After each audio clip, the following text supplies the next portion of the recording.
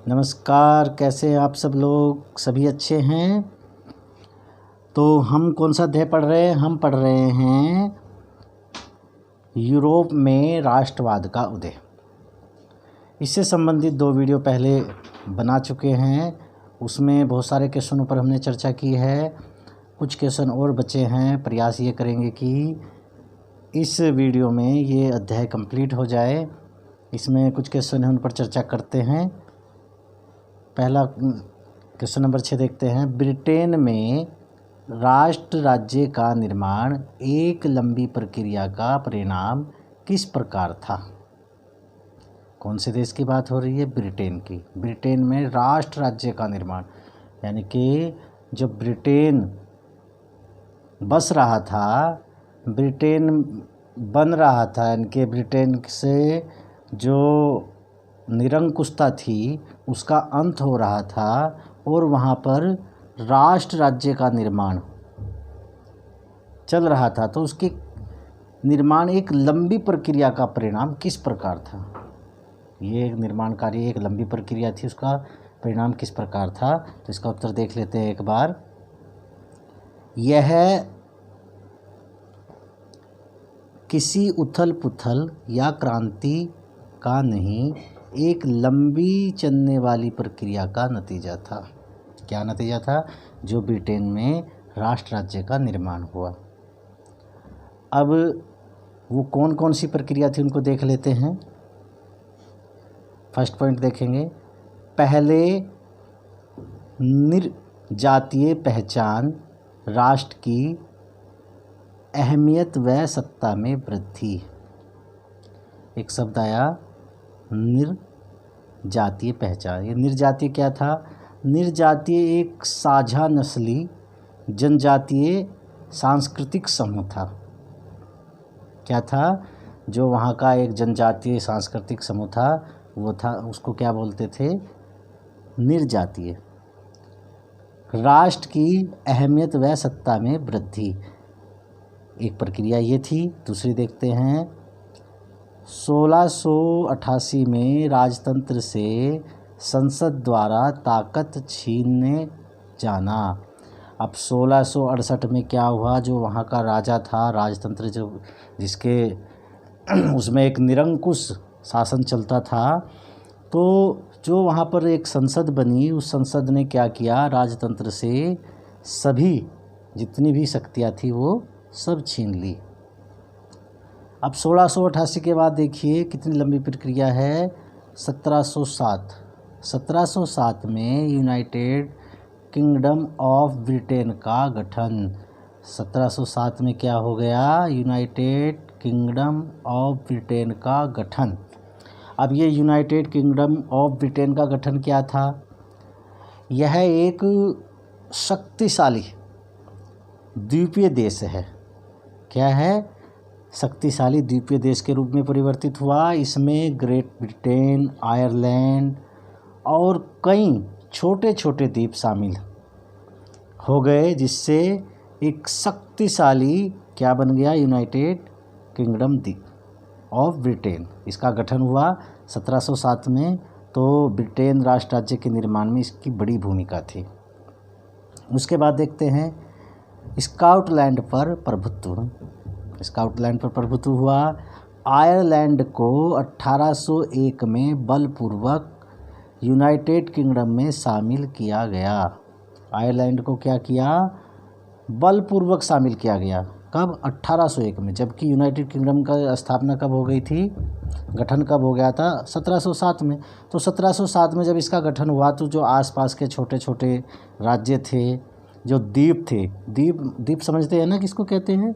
द्वीप वह होता है जो चारों ओर जिसके पानी होता है और बीच में एक टापू होता है, उसको क्या बोलते हैं? द्वीप बोलते हैं। तो जो वहाँ पर छोटे छोटे द्वीप थे उनको क्या किया? सबको इकट्ठा किया। 1707 में यूनाइटेड किंगडम का गठन हुआ ब्रिटेन का, और उसमें 1801 में किसको मिला लिया? स्कॉटलैंड पर प्रभुत्व और आयरलैंड को मिलाया 1801 में। अगला पॉइंट देखते हैं। नए ब्रिटिश राष्ट्र का निर्माण। क्या हुआ? नए ब्रिटिश राष्ट्र का निर्माण हुआ आंग्ल संस्कृति का दबदबा। अब आंग्ल संस्कृति मतलब अंग्रेजी संस्कृति जो थी उसका दबदबा हो गया। आगे देखते हैं। आगे नए ब्रिटिश राष्ट्र का निर्माण, आंग्ल संस्कृति का दबदबा, ये हो गया। अब बात करते हैं अगला पॉइंट, राष्ट्र के प्रतीक। अब इस प्रक्रिया का एक महत्वपूर्ण अंग क्या था? राष्ट्र के प्रतीक, जिसमें झंडा, राष्ट्रगान को बढ़ावा दिया गया और पुराने राष्ट्र मात्र सहयोगी रूप में रहे। जो पुराने राष्ट्र थे, राष्ट्र के जो प्रतीक थे, वो केवल सहयोगी रूप में रहे। ठीक है, ये प्रश्न नंबर 6 था। अब प्रश्न नंबर 7 देख लेते हैं एक बार। यूरोप में राष्ट्रवाद के उत्थान के लिए कौन से कारण उत्तरदायी थे? जब हम यूरोप में राष्ट्रवाद के उदय की बात कर रहे हैं तो उसमें राष्ट्रवाद के उत्थान के लिए कौन से कारण उत्तरदायी थे? देखते हैं। यूरोप पर प्रभाव, नंबर 1 राष्ट्र राज्यों का उदय, नंबर 2 लोकतांत्रिक सिद्धांत को बढ़ावा, 3 सामाजिक राजनीतिक आर्थिक समानता पर बल, और 4 है अन्य राष्ट्रों में मानवीय अधिकारों की मांग। 5.5 क्या है? निरंकुश राजतंत्रों में क्रांतिकारी प्रतिक्रियाएं। तो यूरोप में राष्ट्रवाद के उत्थान के लिए क्या क्या का उत्तरदायी कारण थे, तो उसके कारण देख लेंगे जिनका यूरोप पर बहुत बड़ा प्रभाव पड़ा। तो पहला क्या है? राष्ट्र राज्यों का उदय। जो राष्ट्र राज्य, जो छोटे छोटे राज्य राष्ट्र के रूप में बदले, जो उनका उदय हुआ, वो एक बड़ा कारण था। लोकतांत्रिक सिद्धांत को बढ़ावा देना एक कारण था बहुत बड़ा, और सामाजिक राजनीतिक और आर्थिक समानता, क्योंकि इससे पहले पूरे यूरोप में भयंकर अराजकता फैली हुई थी, शासक निरंकुश थे और वहाँ के जो लोग थे वो पूरी तरह से, पूरा समाज और जितना भी आर्थिक ढांचा है सब त्राही त्राही था। लेकिन उसके बाद क्या हुआ? सामाजिक राजनीतिक और आर्थिक समानता पर उन लोगों ने बल दिया, जिससे यूरोप का क्या हुआ? राष्ट्रवाद का उत्थान हुआ यूरोप में। नंबर 4 क्या है? अन्य राष्ट्रों में मानवीय अधिकारों की मांग। अब इसके आधार पर जो अन्य राष्ट्र थे उसमें भी मानवीय, यानी कि जो मानवीय हैं, जो मनुष्य के लिए चाहिए ऐसे अधिकारों की मांग बढ़ गई। जो उसके बाद देखते हैं निरंकुश राजतंत्रों में क्रांतिकारी प्रतिक्रियाएं। जितने भी निरंकुश राजतंत्र थे उन सब में क्या हुआ? राजतंत्र क्रांतिकारी प्रतिक्रियाएं हुई। पहले एक देश में, फिर दूसरे देश में, फिर तीसरे, इस तरह से पूरे यूरोप में क्रांति फैली और यूरोप में राष्ट्रवाद का उदय हो गया। अब इससे आगे प्रश्न देखते हैं। प्रश्न संख्या 8। प्रश्न संख्या 8 क्या है? फ्रांसीसी क्रांति का न केवल फ्रांस पर अपितु पूरे विश्व पर गहरा प्रभाव पड़ा, समीक्षा कीजिए।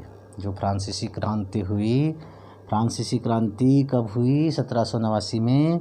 उसका केवल फ्रांस पर ही नहीं अपितु पूरे विश्व पर गहरा प्रभाव पड़ा, इसकी समीक्षा करनी है। चलो समीक्षा में देखते हैं क्या क्या पॉइंट आते हैं। तो फ्रांस पर प्रभाव किसकी चीज़ का हुआ उसको देख लेते हैं। ये यहाँ पर कुछ हेडिंगें हैं जो शॉर्टकट करके बनाया गया नोट्स है। आप इसको बढ़ा चढ़ा कर आगे लिख सकते हैं। जितने नंबर में क्वेश्चन आता है उतने नंबर में लिखते हैं। बाकी केवल नंबर लाने के लिए ही नहीं पढ़ना, जानकारी के लिए इसको बुक से विस्तार से इनको देखें। ठीक है, क्योंकि यहाँ पर बुक्स में जितना पूरा अगर पूरे अध्याय हम पढ़ने लगे तो एक ही मुझे लगता है एक अध्याय कंप्लीट करने में 20 वीडियो बनेंगे, जो अभी मुझे अव्यावहारिक सा लगता है। आगे देखेंगे अगर कोई परिवर्तन करने की आवश्यकता पड़ी तो, लेकिन आप अभी इनको हेडिंग के रूप में ही पढ़िए। तो फ्रांस पर प्रभाव क्या था? लोकतांत्रिक शासन की स्थापना। क्या हुआ? लोकतांत्रिक शासन की स्थापना। जब फ्रांस की क्रांति हुई, फ्रांस की क्रांति के बाद जितने विश्व के देश थे पूरे विश्व की बात, केवल यूरोप की नहीं, पूरे विश्व की बात, तो लोकतांत्रिक शासनों की स्थापना होने लगी। ठीक है, आगे नंबर 2 देखते हैं, लोक कल्याणकारी कार्य। इसके बाद क्या हुआ, लोक कल्याणकारी कार्य हुए। अभी तक क्या था, जो राजतंत्र था वहाँ पर जो शासक था, मैं, मेरा परिवार, मेरे जानने वाले, बस उन्हीं का कल्याण। लेकिन अब फ्रांस की क्रांति के बाद लोक कल्याणकारी कार्य भी सभी देशों में होने लगे, उसको बढ़ावा मिलने लगा, जिससे जो आम लोग थे उनको जो तानाशाही थी उससे मुक्ति मिली। पॉइंट 3 देखते हैं, समानता, स्वतंत्रता, भ्रातृत्व से भरे नए समाज की नींव। इसी क्रांति से कितना बड़ा परिवर्तन हुआ, समानता आई, सबको स्वतंत्रता मिली, भ्रातृत्व यानी कि सब में भाईचारे का भाव भरे, नए समाज की नींव, और नया समाज स्थापित हुआ जहाँ पर अराजकता नहीं थी। क्या था, भ्रातृत्व। पॉइंट 4 देखते हैं, नवीन कानून संहिता लागू। जो पुराने कानून थे वो सब नष्ट कर दिए गए और नए कानून लगे। नए कानून, चूँकि जो लोकतंत्र है, लोकतंत्र में सबके लिए समान कानून, ऐसी एक संहिता बनी जो लागू किए गए। पॉइंट 5 देखते हैं, नेशनल असेंबली का गठन। इसके बाद नेशनल असेंबली का गठन हुआ, जो फ्रांसीसी क्रांति की ही देन है। पॉइंट 6 देखते हैं, आर्थिक एकीकरण। अब इसके बाद आर्थिक एकीकरण भी हुआ। पहले छोटे छोटे राज्यों ने अपनी अपनी मुद्राएं चलाई, इस देश ने अपनी मुद्रा, उस देश ने, देशों की तो मुद्राएं अब भी होती हैं, लेकिन एक ही देश में अगर 30 मुद्राएं चलने लगे तो उस देश की क्या स्थिति होगी आप कल्पना कर सकते हो। तो फ्रांसीसी क्रांति के बाद क्या हुआ, आर्थिक एकीकरण भी हुआ, एक जैसी मुद्रा एक देश के लिए, ताकि सब जगह उसको आसानी से चलाया जा सके। पॉइंट 7 देखते हैं, कानून के समक्ष बराबरी। कानून के समक्ष बराबरी का भाव जागृत हुआ और संपत्ति का अधिकार सुरक्षित। अब संपत्ति का अधिकार क्या हो गया, सुरक्षित हो गया, क्योंकि इससे पूर्व जिसकी लाठी उसकी भैंस, ऐसे कानून थे जिसमें जितनी ताकत थी वो उतनी संपत्ति अपने अधिकार में ले लेता था। लेकिन इसके बाद संपत्ति का अधिकार सुरक्षित हुआ, उसके लिए कानून बने और सबको समानता मिली। अब इसके बाद देखते हैं एक चीज़ और है इसमें, मध्यम वर्ग का उदय। अब फ्रांसीसी क्रांति से और क्या क्या हुआ, मध्यम वर्ग का उदय हुआ। मध्यम वर्ग मतलब जैसे कुछ लोग बहुत अमीर होते हैं, कुछ लोग बहुत गरीब होते हैं, जो न तो अमीर होते हैं न ही गरीब होते हैं, ऐसे वर्ग को क्या कहते हैं, मध्यम वर्ग। उदारवादी विचारधारा का प्रारंभ। उदारवादी मतलब जिसमें लोगों के लिए स्वतंत्रता हो, लोगों के लिए कुछ, जैसे राजशाही में लोगों पर क्रूर अत्याचार होते थे, वैसा नहीं, सबको समानता। उदारवादी विचारधारा का प्रारंभ हुआ। पॉइंट 3 है, यूनान का स्वतंत्रता संग्राम। फ्रांसीसी क्रांति के बाद क्या हुआ, यूनान में भी स्वतंत्रता संग्राम हुआ। लंबा स्वतंत्रता संग्राम चला, जिसके बाद यूनान भी स्वतंत्र हुआ और वहाँ का जो राजशाही थी उसको वहाँ के लोगों ने समाप्त कर दिया। पॉइंट 4 है, वैसे ही पॉइंट लगातार उसी के साथ है, पॉइंट गलत डाले हैं, 7, 8, ये यहाँ पर 8वां पॉइंट है, 9वां पॉइंट है, उसको आप सही से कर लेंगे अपने उसमें। संस्कृति व भाषा की भूमिका। अब इसमें जो संस्कृति और भाषा है उसकी भी अहम भूमिका रही। पूरे विश्व में जो फ्रांसीसी क्रांति का प्रभाव पड़ा, भाषा का बड़ा महत्व था, क्योंकि भाषा पर भी बहुत लड़ाइयाँ हुई। जो जिस भाषा का ज़्यादा बोलने वाला था वह जो कम भाषा बोलने वाले थे उन पर अपना प्रेशर डालता था, जिससे वहाँ पर हमेशा मतभेद बने रहते थे। फिर उसके बाद है जन विद्रोह। फ्रांसीसी क्रांति को देखते हुए हर देश में अपने अधिकारों के लिए लोगों ने विद्रोह करने शुरू किए, ताकि उन पर होने वाले अत्याचार कम हो सके। आगे देखते हैं, अब क्वेश्चन नंबर 9 देखते हैं।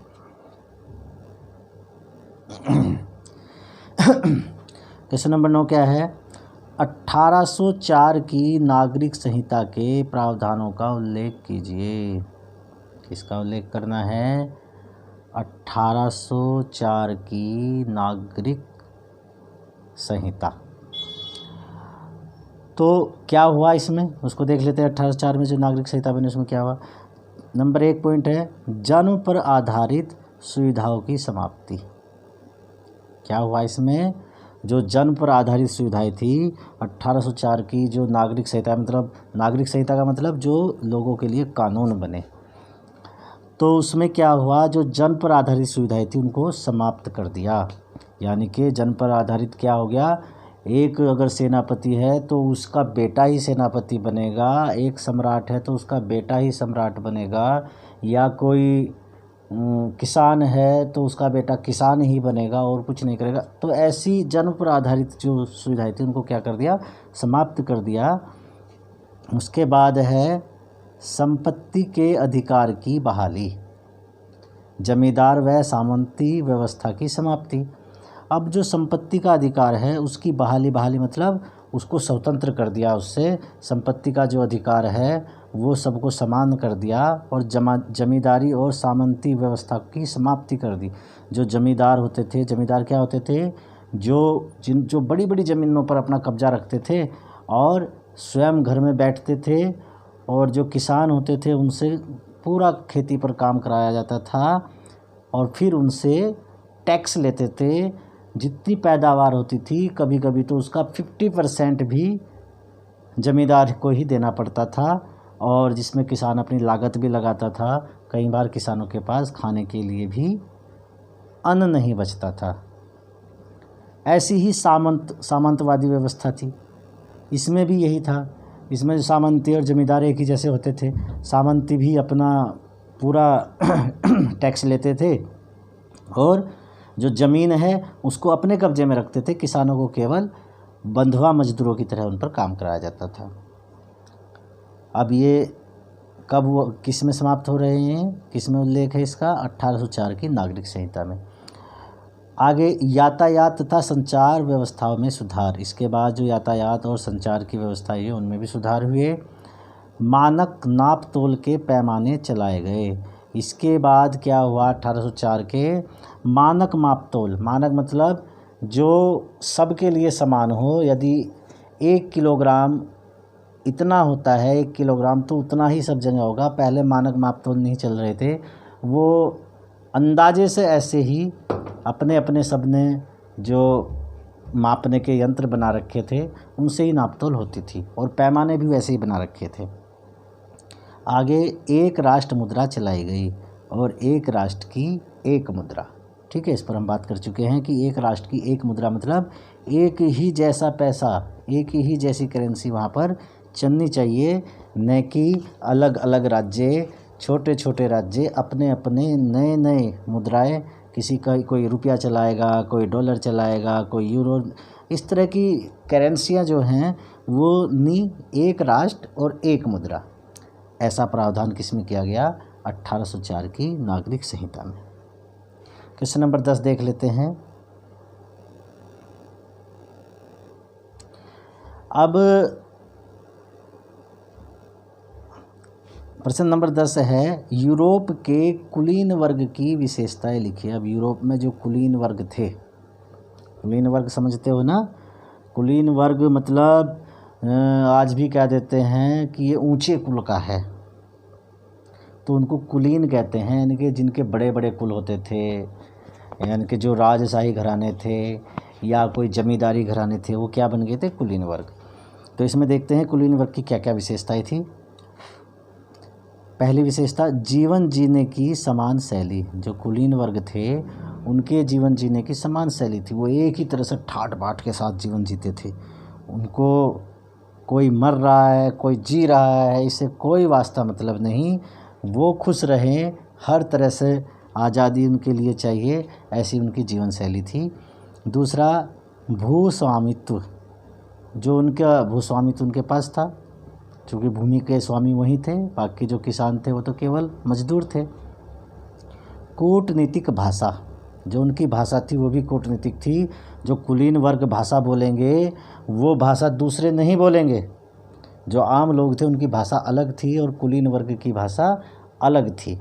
वो अपने आप को श्रेष्ठ मानते थे, इसलिए अपनी भाषा को भी उनके लिए श्रेष्ठ जो भाषा होगी वो उनकी होगी, और जो वैसी लोकल जो लैंग्वेज होगी वो दूसरे लोगों के लिए। फिर और क्या थे, आपस में वैवाहिक संबंध। जो कुलीन वर्ग वाले लोग थे उनके व्यवहार जो होते थे वो आपस में ही होते थे। ऐसा नहीं होता था कि एक बड़े ऊंचे कुल का व्यक्ति किसी आम आदमी की बेटी से शादी कर ले या बेटे से शादी कर दे, ऐसा नहीं होता था। वो लगभग आज भी ऐसा ही होता है, कुछ परिवर्तन हुआ है, लेकिन आज भी अपने बराबर के लोगों से ही लोग शादी करना पसंद करते हैं। तो उस समय भी क्या था, आपस में वैवाहिक संबंध। उच्च वर्गों के बीच फ्रेंच भाषा का प्रयोग। जो ऊंचे वर्ग थे, हमने भी बात की कूटनीतिक भाषा की, तो ऊंचे वर्गों के बीच फ्रेंच भाषा का उपयोग किया जाता। जो ऊंचे वर्ग थे वो फ्रेंच भाषा बोलते थे। शेष इतावली पितावली न जाने किस तरह की भाषाएं थी जो उनको बोलते थे। अगला क्वेश्चन देख लेते हैं हम, क्वेश्चन नंबर 11। क्वेश्चन नंबर 11 क्या है, मोस्ट इम्पोर्टेंट क्वेश्चन है। 1815 की वियना संधि के उद्देश्य बताइए। इसके प्रमुख प्रस्ताव व व्यवस्थाओं का वर्णन कीजिए। किसकी बात हो रही है, 1815 की वियना संधि। क्या है, वियना संधि। वियना संधि पीछे भी हमने पढ़ लिया है, ये वास्तव में है क्या वियना संधि। तो जो 1815 में वियना संधि हुई उसमें क्या हुआ, जो नेपोलियन था, जानते हो ना नेपोलियन को, पिछली कक्षा में 9th में पढ़ा, नेपोलियन बोनापार्ट। हाँ, नेपोलियन क्या था, नेपोलियन फ्रांस का सम्राट था। लेकिन फ्रांस का सम्राट कैसे बना, अगर आप कभी नेपोलियन के विषय में पढ़ोगे तो उनका जीवन बहुत सारे प्रेरणाओं से भरा पड़ा है। नेपोलियन एक ऐसा व्यक्ति था, अब थोड़ा सा जान लेते हैं नेपोलियन के बारे में। नेपोलियन का जन्म 15 अगस्त 1789 को कहाँ पर हुआ था, फ्रांस में उनका जन्म हुआ था। फ्रांस, तो फ्रांस में जन्म हुआ और एक मध्यम वर्ग का जो परिवार था उसमें जन्म हुआ। जो नेपोलियन थे उसकी ऊंचाई केवल 1.68 मीटर, इतनी कम ऊंचाई का एक व्यक्ति, कितना, 1.68 मीटर ऊंचाई केवल नेपोलियन की थी। लेकिन अपने जीवन काल में प्रारंभ से ही उन्होंने कोई ऐसा व्यक्ति नहीं छोड़ा जिससे बात न की हो। ऐसा नहीं होता था कि अगर कोई आया तो उनका कहना था कि जिससे भी हम मिले मुस्कुरा कर मिले। ये नेपोलियन बोनापार्ट की विशेषता थी।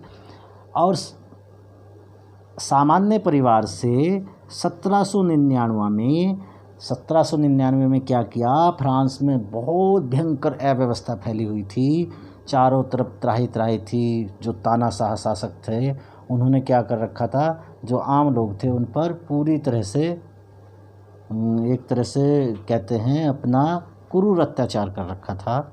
तो ऐसी स्थिति में नेपोलियन बोनापार्ट ने 1799 में सत्ता पर अपना कब्जा कर लिया, क्योंकि चारों तरफ मारा मारी थी। जो शासक थे वो आपस में ही उनके परिवारों में कलह थी, ये लड़ रहे थे वो लड़ रहे थे, जनता कहीं जाए वो अपना इधर रहे।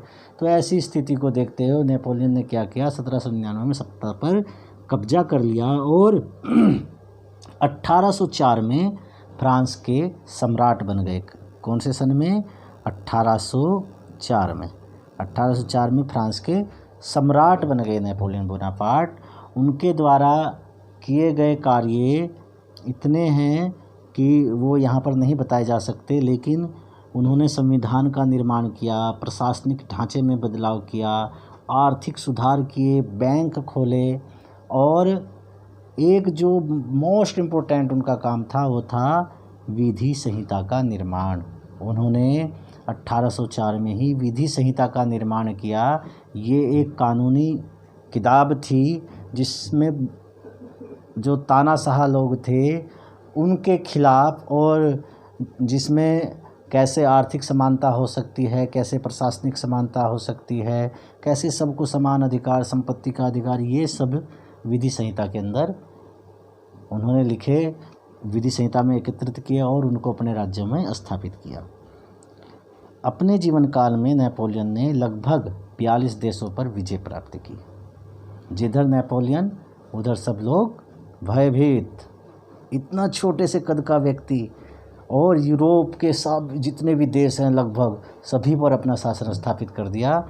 फिर क्या हुआ, यूरोप के जो शक्तिशाली देश थे वो सब मिल गए, जिसमें ब्रिटेन, रूस, प्रसा और ऑस्ट्रिया, यूरोप के ये सब देशों ने मिलकर नेपोलियन को क्या किया, हरा दिया। और ऑस्ट्रिया के चांसलर ड्यूक मेटरनिक की मेज़बानी में एक संधि हुई। जिस संधि की हम बात कर रहे हैं, वियना संधि, कहाँ हुई, किस किस के बीच में हुई, जिसमें ब्रिटेन, रूस, प्रसा और ऑस्ट्रिया के ही एक चांसलर थे ड्यूक मेटरनिक, इनकी मेज़बानी में यह संधि हुई, वियना संधि, जिसका उद्देश्य उन सभी बदलाव को ख़त्म करना था जो नेपोलियन के साथ हुए युद्धों में हुए थे। नेपोलियन के साथ युद्ध करने के लिए इन्होंने बहुत सारे बदलाव किए, समझौते किए सभी देशों ने, क्योंकि सभी देशों में उस समय क्या था, निरंकुश राजतंत्र था और नेपोलियन ने निरंकुश राजतंत्र को समाप्त किया था। तो उसके खिलाफ ये निरंकुश शासक सभी मिलकर नेपोलियन को हराया और नेपोलियन को हराकर फिर आपस में जो लेन देन इनका हुआ था उस सब को ख़त्म करने के लिए इन्होंने वियना संधि की। अब देखते हैं वियना संधि में और क्या क्या था। उत्तर नीदरलैंड में साम्राज्य की स्थापना। उत्तर नीदरलैंड में क्या हुआ, वियना संधि के स्थान पर इसके प्रमुख प्रस्ताव और व्यवस्थाओं का वर्णन है ये। उत्तर नीदरलैंड में साम्राज्य की स्थापना हुई। पॉइंट 2 देखते हैं। दक्षिण में जेनेवा को पिडमांट के साथ मिला दिया गया। दक्षिण में जेनेवा को किसके साथ मिला दिया गया, पिडमांट के साथ मिला दिया गया। थर्ड पॉइंट है, प्रसा को पश्चिम में नए क्षेत्र दिए गए। अब प्रसा को पश्चिम की ओर क्या कर दिया, नए क्षेत्र दे दिए। पूर्व में रूस को पोलैंड का हिस्सा दे दिया। पूर्व में क्या हुआ, रूस को पोलैंड का हिस्सा दे दिया। और 5वां पॉइंट क्या है, ऑस्ट्रिया को उत्तरी अमेरिका का नियंत्रण सौंपा। ऑस्ट्रिया को क्या कर दिया, जो उत्तरी अमेरिका था उसका नियंत्रण इसको दे दिया। तो ये वियना संधि में नेपोलियन को हराने के बाद इन लोगों ने आपस में जो बंटवारे किए, जिसमें ब्रिटेन, रूस, प्रसा, ऑस्ट्रिया और भी कई देश थे, उनके बीच में ये वियना की संधि हुई और उसके ये प्रमुख प्रस्ताव थे। चलो अगला प्रश्न देखते हैं, प्रश्न संख्या 12। इसमें क्या है, बस 2-3 प्रश्न और हैं। प्रश्न 12 है, यूरोप में उदारवादियों द्वारा समर्पित राजनीतिक, सामाजिक और आर्थिक आदर्श क्या थे। ध्यान दें, प्रश्न को ध्यान से समझें। यूरोप में उदारवादियों द्वारा समर्थित, यानी कि जिनको उन्होंने समर्थन दिया, राजनीतिक, सामाजिक और आर्थिक आदर्श क्या थे। चलो देखते हैं क्या क्या थे। नंबर 1, कानून के समक्ष समानता, यानी कि कानून के समक्ष सबको समान अधिकार, वयस्क मताधिकार के पक्ष में नहीं। इसमें क्या तय हुआ कि जो बात हुई, जो वयस्क मताधिकार है उसके पक्ष में ये उदारवादी द्वारा जो समर्थित राजनीतिक, सामाजिक और आर्थिक आदर्श थे वो नहीं था। आगे, बाजार की स्वतंत्रता तथा राज्य द्वारा वस्तुओं एवं पूंजी के प्रवाह पर लगे प्रतिबंध को समाप्त करने के पक्षधर क्या थे, बाजार की स्वतंत्रता तथा राज्य द्वारा वस्तुओं एवं पूंजी के प्रवाह पर लगे प्रतिबंधों को समाप्त करने के पक्षधर थे। ठीक है, यही है। इसको और हम बढ़ा चढ़ा कर, अगर बड़े 5-6 नंबर का क्वेश्चन 5 नंबर में या 3 नंबर में क्वेश्चन आ जाता है तो उसको हम और बढ़ाकर लिख सकते हैं। अगर 2 नंबर में आता है तो इतना भी लिखेंगे तो नंबर पूरे मिल जाएंगे। आगे क्वेश्चन नंबर 13 देखते हैं। क्वेश्चन नंबर 13, औद्योगिकरण की वृद्धि ने किस प्रकार यूरोप के सामाजिक और राजनीतिक समीकरण बदल दिए। अब औद्योगिकरण की बात हुई, औद्योगिकरण मतलब जब उद्योग लगने शुरू हुए, बड़े बड़े उद्योग लगने शुरू हुए। उद्योग मतलब फैक्ट्रियाँ, उद्योग समझते हो ना, जो फैक्ट्री होती है, कंपनी होती है, ये उनकी बात है। जब कंपनियाँ लगनी प्रारंभ हुई तो उस समय यूरोप के सामाजिक और राजनीतिक समीकरण कैसे बदले। सामाजिक और राजनीतिक दोनों समीकरण देखते हैं। पश्चिमी और मध्य यूरोप के हिस्सों में औद्योगिक उत्पादन और व्यापार में वृद्धि, शहरों का विकास और वाणिज्य वर्गों का उदय, ये तो होना ही है। पश्चिमी और मध्य यूरोप के हिस्सों में कहाँ लगे उद्योग? पश्चिमी और मध्य यूरोप के हिस्सों में औद्योगिक उत्पादन और व्यापार में वृद्धि हो गई। जब उत्पादन बढ़ेगा तो व्यापार बढ़ेगा। शहरों का विकास और वाणिज्यिक वर्गों का उदय हुआ। अब शहरों का भी विकास हुआ और वाणिज्यिक वर्गों का भी उदय हुआ, क्योंकि जब किसी के पास पैसा होगा तब इनका होगा ही उदय, और जब उद्योग लगेंगे तो पैसा भी होगा, व्यापार भी बढ़ेगा। दूसरा पॉइंट देखते हैं, श्रमिक व मध्य वर्ग का उदय। इससे श्रमिक और मध्य वर्ग का भी उदय हुआ, क्योंकि मध्य वर्ग कौन होगा? जिसको ठीक सी नौकरी मिल गई वो मध्य वर्ग होगा। जिसको बिल्कुल मजदूरी के जितना ही काम करने के लिए वो मतलब वो श्रमिक होगा। तीसरा पॉइंट है, कुलीन विशेषाधिकार की समाप्ति के विचारों की लोकप्रियता। ये तो बहुत अच्छा हुआ। कुलीन विशेषाधिकार जो थे उनकी समाप्ति के विचारों से क्या हुआ? लोकप्रियता बढ़ी। औद्योगिकरण से क्या हो गया? उनकी लोकप्रियता भी बढ़ गई, विशेषाधिकार समाप्त हो गए। आगे देखते हैं, क्वेश्चन नंबर 14 देखते हैं एक बार, क्या है? यूरोप में के राष्ट्रवादी संघर्षों में महिलाओं की भूमिका क्या थी? ये महिलाओं की भूमिका पर हमने कल भी बात की थी, देख लेते हैं। यहाँ क्या है? स्वयं के राजनीतिक संगठन बनाना। जो यूरोप में राष्ट्रवादी महिलाएं थी उन्होंने क्या किया? अपने स्वयं के राजनीतिक संगठन बनाए। समाचार पत्रों का प्रकाशन, और क्या किया? समाचार पत्रों का प्रकाशन किया। मताधिकार प्राप्त नहीं, मताधिकार प्राप्ति हेतु संघर्ष। इसके बावजूद भी, अपने राजनीतिक संगठन बनाने के बावजूद भी महिलाओं को मताधिकार नहीं दिया गया, इसलिए उन्होंने अपने मताधिकार के लिए क्या किया? संघर्ष किया। राजनीतिक बैठकों तथा प्रदर्शनों में हिस्सा लेना। जो राजनीतिक बैठक होती थी तथा जो प्रदर्शन करते थे उसमें भी महिलाओं ने हिस्सा लेना शुरू किया। क्वेश्चन नंबर 15 देखते हैं, 19वीं सदी में यूरोप में राष्ट्रवाद की लहर के क्या कारण थे? बहुत अच्छा क्वेश्चन है। 19वीं सदी में यूरोप में राष्ट्रवाद की लहर के क्या कारण थे?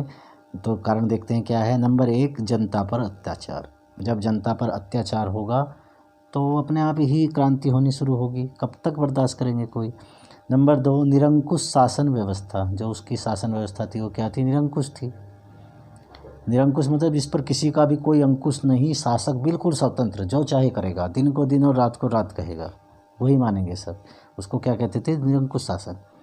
तीसरा पॉइंट है, उदारवादी विचारों का प्रसार। जो उदारवादी विचार थे उनका भी प्रसार हुआ। उदारवादी मतलब स्वतंत्रता प्रेमी, अच्छे विचार, आदर्शवादी विचार, उनको क्या कहते थे? जिसमें आदर्श था, आदर्शवाद तो अलग हो गया, जिसमें थोड़ा आदर्श रहता है, जो सबके बारे में सोचते हैं, समान भाव रखते हैं, उनको उदारवादी बोलते हैं। उदारवादी विचारों का प्रसार। नंबर 4, स्वतंत्रता समानता तथा बंधुत्व। स्वतंत्रता समानता तथा बंधुत्व का नारा, ये भी यूरोप में ही लगा। स्वतंत्रता समानता तथा बंधुत्व का नारा। आगे देखते हैं,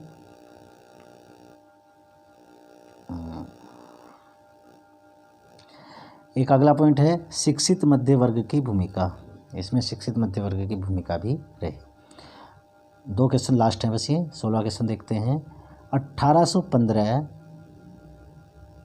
से 1914 के दौरान अंतर्राष्ट्रीय आर्थिक विनिमय केंद्रों के 3 प्रवाहों का विस्तार से लिखिए। 3 प्रवाह, इनको विस्तार से लिखना है। अब विस्तार से यहाँ तो लिख नहीं पाएंगे, क्योंकि विस्तार से कितना लिखेंगे यहाँ, तो आपको इनको विस्तार से बुक से लिखना है। क्या है? वस्तुओं का प्रवाह। इस दौरान जो अंतर्राष्ट्रीय लेवल हैं, जितने भी अंतर्राष्ट्रीय विनिमय मतलब लेन देन, विनिमय का मतलब क्या है?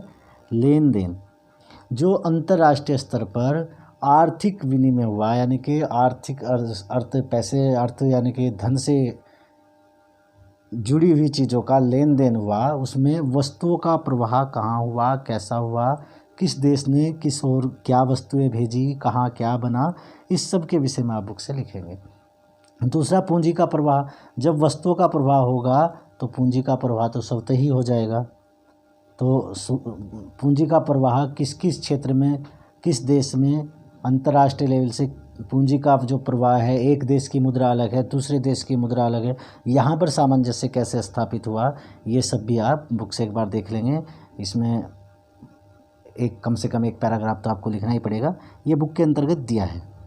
प्रश्न 3.3 है लोगों का प्रवाह। इसी तरह से जब वस्तु आएंगी और जाएंगी, पूंजी आएगी और जाएगी, तो लोगों का भी एक देश से दूसरे देश आना जाना लगेगा। तो ये 3 प्रवाह हैं जिनको विस्तार से आपको लिखना है। अगला एक लास्ट पॉइंट देख देते हैं। ये लास्ट क्वेश्चन है 17वां क्वेश्चन। इसके बाद ये अध्याय जो है समाप्त होगा। इससे जुड़े कुछ ऑब्जेक्टिव टाइप क्वेश्चन है, छोटे वन लाइनर क्वेश्चन है, जो अगली वीडियो में हम देखेंगे। तो 17वां क्वेश्चन देखते हैं। यूरोप में 1871 के बाद बाल्कन क्षेत्रों में बनी विस्फोटक परिस्थितियों का वर्णन कीजिए। 1871 की बात हो रही है। यूरोप में 1871 के बाद बाल्कन क्षेत्रों में बनी विस्फोटक परिस्थितियों का वर्णन कीजिए। अब देखते हैं क्या है। फर्स्ट पॉइंट, बाल्कन क्षेत्रों में भौगोलिक तथा जातीय भिन्नता थी, जैसे रोमानिया, बुल्गारिया, अल्बानिया आदि देशों में। यहाँ पर क्या थी, जो क्षेत्र थे उनमें भौगोलिक और वहाँ पर जातीय भिन्नता बहुत थी। कई कई तरह जातियों में आपस के बहुत संघर्ष थे। यही कारण था कि बाल्कन का, जो आप बुक में पढ़ेंगे, जो बाल्कन का किला था वो क्या किया, वहाँ की आक्रोशित जनता ने पूरा किला ढा दिया और वहाँ का जो शासक था उसको भी समाप्त कर दिया जनता ने। प्रश्न 2 है, ऑटोमन साम्राज्य के विघटन के कारण बाल्कन में विस्फोटक स्थिति बन गई। किसके बाद?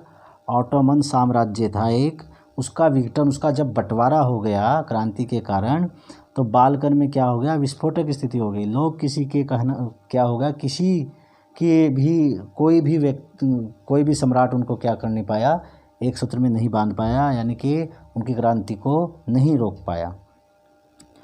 थर्ड पॉइंट है, बाल्कन क्षेत्र में विद्रोही राष्ट्रीय समूह ने अपने संघर्षों को लंबे समय में खोई आज़ादी को वापस लेने के अवसर के रूप में देखा। जो आज़ादी, तानाशाह लोगों ने आज़ादी छीन रखी थी, तो बाल्कन में जो विद्रोह हुआ उसमें जो राष्ट्रीय समूह थे उन्होंने उस आज़ादी को, ये आज़ादी हमको मिल जाएगी, उस एक अवसर के रूप में देखा कि पूरे यूरोप में क्रांति हो रही है, तो यहाँ भी हम इस तानाशाही से मुक्ति पा सकते हैं। चौथा पॉइंट है, बाल्कन क्षेत्रों में बड़ी शक्तियों के बीच व्यापार और नौसैनिक शक्ति के लिए प्रतिस्पर्धा होने लगी। अब बाल्कन क्षेत्रों में भी जो बड़ी शक्तियां हैं उनके बीच में व्यापार करने की, कि हम उनके साथ व्यापार करेंगे, वो जैसे नौसेना रखते हैं ऐसी नौसेना हम भी रखेंगे, उनसे अच्छी नौसेना हम रखेंगे, ऐसी प्रतिस्पर्धा होने लगी। आगे लास्ट पॉइंट है, हर एक राज्य अपने लिए ज़्यादा से ज़्यादा क्षेत्र हथियाने की उम्मीद रखता था। जितने राज्य थे बाल्कन क्षेत्र के अंतर्गत, हर एक राज्य अपने लिए ज़्यादा से ज़्यादा क्षेत्र हथियाना चाहता था। लूट लो, जितने क्षेत्र लूट सकते हैं। पहले होता भी ऐसा ही था, आज भी वही होता है। जैसे आज चीन क्या कर रहा है, चीन अपने भारत को, कई छोटे छोटे देशों को, उन पर अपनी दादागिरी दिखाने की कोशिश करता है, लेकिन भारत उसको मुंह तोड़ जवाब देने में सक्षम है। इसलिए चीन को अगर कोई मात देगा तो वो भारत देगा। वो आज भी विस्तारवादी नीति पर चलता है, जो कि एक पुराने बीती हुई बात है। तो ठीक है, ये यूरोप में राष्ट्रवाद का उदय अध्याय हमने विस्तार से पढ़ा, विस्तार से इसके बहुत सारे क्वेश्चन पर चर्चा की। अभी एक लास्ट वीडियो और बनेगी इस अध्याय पर, जिसमें वन लाइनर या ऑब्जेक्टिव टाइप क्वेश्चन जो होंगे वो होंगे, जिसमें लगभग 50 क्वेश्चन होंगे ऑब्जेक्टिव टाइप, उसको हम करेंगे। इस अध्याय को अच्छे से समझने के लिए आपसे निवेदन है कि एक बार जो NCERT की बुक है उसको आप जो क्लास में पढ़ाई जाती है, चूँकि हम क्लास तक तो जा नहीं पा रहे और यहाँ पर पढ़ाना थोड़ा कठिन है, वहाँ उस बुक को भी एक बार ज़रूर पढ़ें, बहुत अच्छी बुक है। और हाँ, एक विशेष सूचना, जो भैया बहन जिनका कहीं अभी एडमिशन नहीं है तो विद्यालय में सरस्वती विद्या मंदिर भगवानपुर जो अपना विद्यालय है वहाँ पर LKG से लेकर कक्षा 10 तक प्रवेश प्रारंभ हो चुके हैं, प्रवेश वहाँ हो रहे हैं। कार्यालय खुल रहा है, जो कार्यालय प्रमुख हैं जो प्रवेश लेते हैं वो टीचर वहाँ पर अवेलेबल रहते हैं 7 बजे से 1 बजे तक, तो आप वहाँ संपर्क करके एडमिशन ले सकते हैं। ठीक है, तो मिलते हैं अगली वीडियो में, तब तक आप अपना ध्यान रखिए, अपनों का ध्यान रखिए और अपने आप को सुरक्षित रखिए, क्योंकि जान है तो जहान है। नमस्कार।